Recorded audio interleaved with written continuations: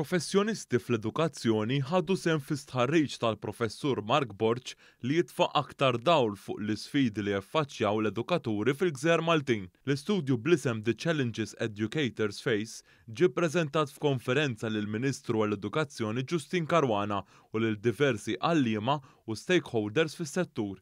L-istħarriġ tal-professur Borch tfassal ukoll biex jesplora 3 aspetti differenti tal-edukazzjoni Maltija, jiġifieri l-isfidi li qed jaffaċċjaw l-għalliema fis-seklu 21, modi u mezzi biex jaġġornaw l-għalliema u anke iqabbel l-isfidi l-għalliema Maltin qed jaffaċċjaw ma' għalliema f'pajjiżi oħra.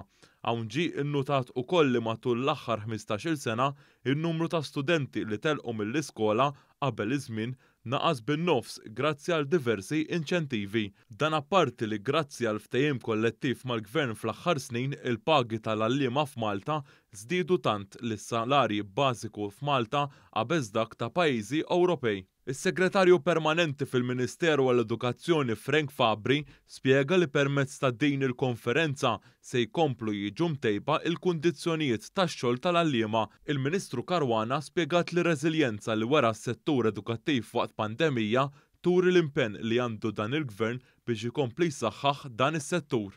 Qed nagħmlu analiżi sinċira u onesta tas-settur u allura nkunu qed naraw mhux biss fejn aħna b'saħħitna ħalli nkomplu nissaħħu, imma naraw ukoll fejn nistgħu ntejbu. U dan huwa settur li huwa kbir, huwa settur importanti ħafna, mhux biss għal uliedna l-pajjiżna imma għal kull min huwa involut fih, u allura rridu nagħmlu eżerċizzju li jkun tassew san u li jkun tassew korrett.